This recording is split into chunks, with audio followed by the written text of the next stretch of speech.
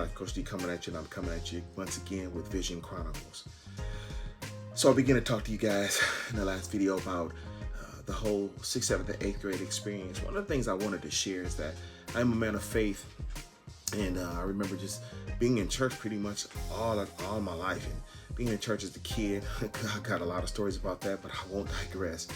But just know that my faith was strong, and it had been strong ever since I can remember. And I'll never forget when the doctors told me, and I shared this in the other video, that I was going to be completely blind by age 16. I remember very clearly turning to my mom and saying, I don't accept that. And I don't know if that had anything to do with fate or whatever was going to happen or not happen, but I do know, like I said in the last video, that my vision leveled off at 13. It didn't get worse or better until later in life, and I will talk about that in future videos. But what I wanted to share is the introduction to high school, man. What an exciting time, right? We go to high school, and we're freshmen in high school, and I had a very successful 8th grade year, outside of one story that I must tell.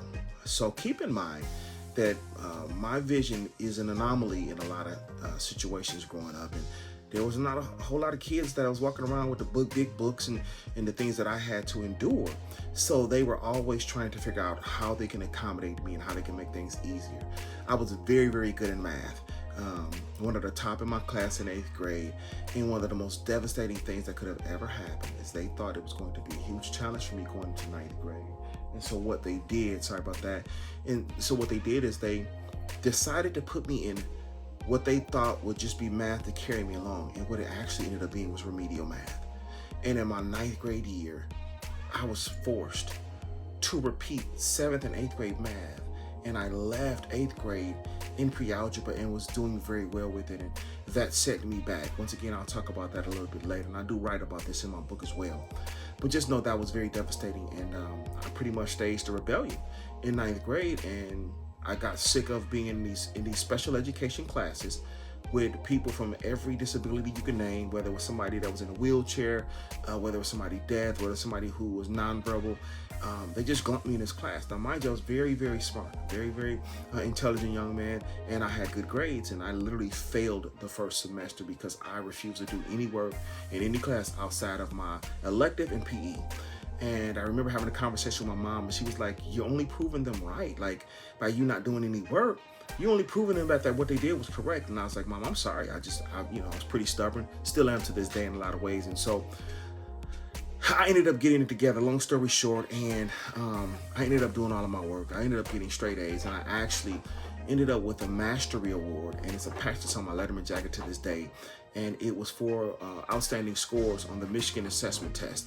And once again, that's just an testament to my intelligence, and I'm not tooting my horn at all. I'm just saying that I was very resilient. I've talked about this over the years, and I knew if I put my mind to anything, I could do it. And so once again, going back to 9th grade.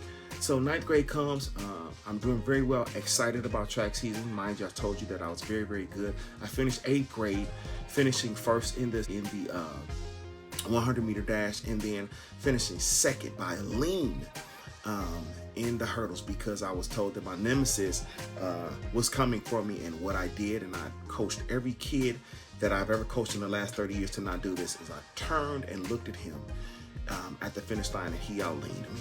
That was devastating. I'll never forget my coach telling me, hey man, you gotta let that go. You gotta turn around and get it together. And so this is well before they introduced me to the 400. So I was just a 100 guy, and I could run, and I finished first and second, and I still have those ribbons somewhere around to show for that. All of that to say, remember, I was hiding in that sport because I could. It was where I could just be myself, and nobody focused on my vision at that point. It just focused on my talent. So I couldn't wait for 9th grade to roll around, and I will never forget track season coming around, and actually being dominated by seniors, because we were fast enough to run with the older guys, but our bodies were not mature enough to handle it. And yeah, we got our butts handed to us. But when we came to that end of the year freshman meet, where it was all the freshmen in the county, we dominated. And I do remember that. And once again, these are these feelings that I had of accomplishments and just great things happening. So with that being said, I'll come back later with some more things to share about the track season, and going into my sophomore year, some of the things that I had to endure, and some of the painful things that I had to endure. And so I'll be back. But the last thing I would leave you with is, like I said, always encouragement.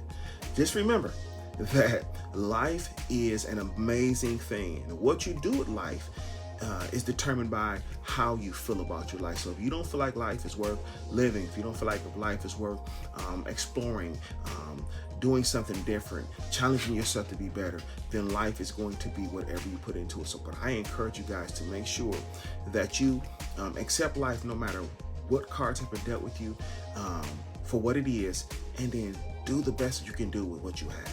I am a living testimony of really taking the cards that were dealt to me, and playing my hand to win always. And anybody who knows me will tell you, Coach is a winner.